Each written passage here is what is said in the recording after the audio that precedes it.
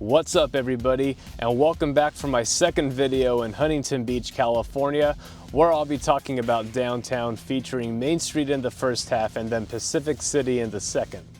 Both areas offer great choices of shopping, dining, nightlife, entertainment, and you can choose up to a few different luxury hotels that all have beach views. As for Main Street, it's directly across the street from the pier and begins at Pacific Coast Highway. It's the attractions around this intersection that makes downtown known as the Times Square of surfing, from having a surfing walk of fame, a surfer's hall of fame, which are the imprinted hands and footprints, and even a chance to get a signed autograph by some popular surfers during the US Open of Surfing. There's many surf shops to check out where you can also rent surfboards and wetsuits. Outside of one of them is the statue of Duka Hanamoko, who is known as the father of surfing. Then just 2 blocks away is the International Surf Museum that has a good collection of surfboards ranging from the 1920s to modern day types. There's a pretty big surfing mural in the parking lot next to the world's largest surfboard, which is over 42 feet long and 11 feet wide, that was used in June 2015 to break a Guinness World Record for the most people riding a surfboard at once. Some other history you'll find in the museum is a cornerstone of the 1914 pier with a newspaper article of its opening and the article from the first US Open of Surfing in 1959. You'll also find that Main Street is lined with small business stands, souvenir stores, and many other kinds. I found one full of socks that included all kinds of cartoon characters, killers from horror movies, and even characters from cereal brands. I found a fragrance store that had a good collection of home beach decor and all kinds of skincare products, and then a vintage store that had all kinds of record players, some pretty cool cameras and radios, and a big collection of toys ranging from the 1970s, 80s, and 90s. There's also a wine bar called the Main Street Wine Company where I had a small wine flight, and then the Rocky Mountain Chocolate Factory where I got a dark chocolate covered Twinkie and white chocolate covered marshmallows. There's many other great places for sweets, including the Funnel House, where you can get all kinds of cookie ice cream sandwiches, all kinds of brownie ice cream sandwiches, all kinds of churro sundaes, and all kinds of funnel sundaes. Then there's the Mangiamo Gelato Cafe that has lots of good flavors. There's many places for a quick bite to eat, including the Prime Cut Taqueria that's directly across from the pier, where I had 6 really good tacos that were freshly cooked from their outdoor barbecue. Then I found the Ria Pizzeria that makes really good Detroit-style pizza. Next door is the Amazonian Bowl where I got a banana split made with acai, ube, and blue paradise. There's all kinds of restaurants that have outdoor patios, all kinds with stylish interior, others that give you views of the beach, a few that give you views of Main Street, a few with good surfboard decor, but only one with music-style surfboards. There's a few good places for coffee, including 602 that has great bagel sandwiches, and is also special for their Banana Foster cold brew. There's also the 1 Ounce Cafe that serves flights of flavored lattes, then Sir Coffee Roasters, which has great cinnamon rolls and lavender honey matcha lattes, and then Java Point, being inside one of the surf shops with a table upstairs. For everyone that likes nice cars, you'll see plenty of those cruising by and parked all over the place. For everyone that loves history, there's some of the oldest buildings in town, as well as the first jail cells from 1914 and the original post office from 1935, which is still used as one today. You'll also find some public art, including an alley that's full of murals, and then a Kobe Bryant mural a few blocks away. Main Street is a very lively place with locals and visitors, and is even more so during the Surf City Nights every Tuesday evening, which is a small farmers market where you'll find tents selling produce, along with food stands, other small businesses, and overall a big community gathering. At one of them was the annual Christmas tree lighting ceremony, where lots of city leaders attended and had all kinds of bands playing. Then on Christmas Eve, there was a short motorcycle parade of 412 Santa Clauses and other Christmas characters. There's also a small car show full of different style Volkswagen buses that line up Main Street during the Surf City Days weekend event every September.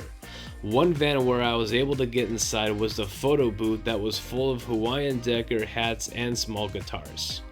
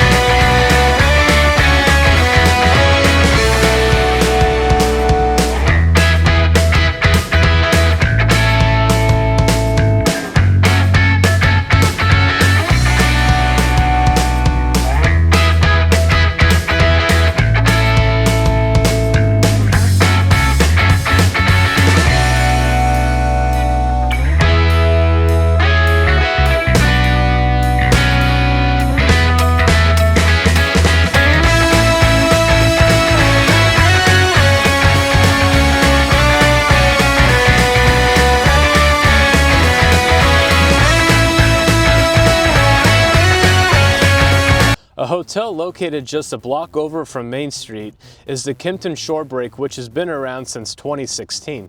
It's an upscale boutique hotel with a combination of 157 rooms and suites. The lobby has a very chill atmosphere with complimentary coffee and tea in the morning and then complimentary beer and wine during their social hour every evening from 5 to 6. There's also a courtyard with multiple games and a few fire pits to enjoy at night, including a s'more kit that's given for free by the front desk. The courtyard turns into a ski chalet for a few weeks during the holidays with artificial snow, a tabletop fire pit, and a big abominable snowman. The bar area serves all kinds of stylish winter drinks, including people taking shots off a ski board.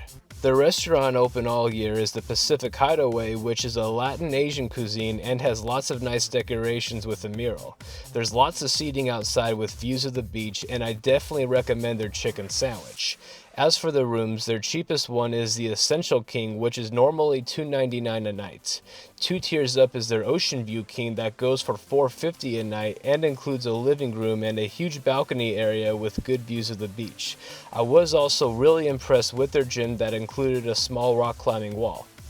As for the restaurants, the first one I want to mention that gives you great views of the beach is a Mexican place called Fred's. It's located on a 2nd floor, and I really liked all the artwork along with their fire pit on the outside patio. As for food, I had both the carne asada tacos and the surf and turf burrito. A short walk away is HQ Gastropub that has lots of nice looking lamps, some guitars on the walls, and lots of TVs all over the place. I recommend ordering both the HQ burger and their buttermilk chicken on top of garlic mashed potatoes. Located a block inland is the 2nd floor restaurant that gives you good views of Main Street from their outdoor patio and is another popular nightlife spot. The interior is full of art, including different decorations at the bar, different tabletop designs, and art canvases hung all over the walls. I suggest having the Ed Burger, and I also really enjoy their pizza. Up the street is another Mexican restaurant called Sandbar that also turns into a nightclub and features a live DJ. They have a nice outdoor patio with fire lamps, and I really like the inside atmosphere. I recommend the Cabo Surf and Turf enchiladas as well as the chicken nachos. They also have brunch on weekends. The Hawaiian pancakes topped with bananas, coconuts, and macadamia were really good, and I also really like their breakfast shrimp tacos. If you want a breakfast restaurant, the Sugar Shack has some nice surfing atmosphere. I really enjoyed both their bacon avocado breakfast burrito and their omelet with the same fillings. Nearby is the Longboard restaurant that occupies the oldest building in town from 1904. You might not realize it from all the surfboards inside, but you'll definitely notice on the side of the building.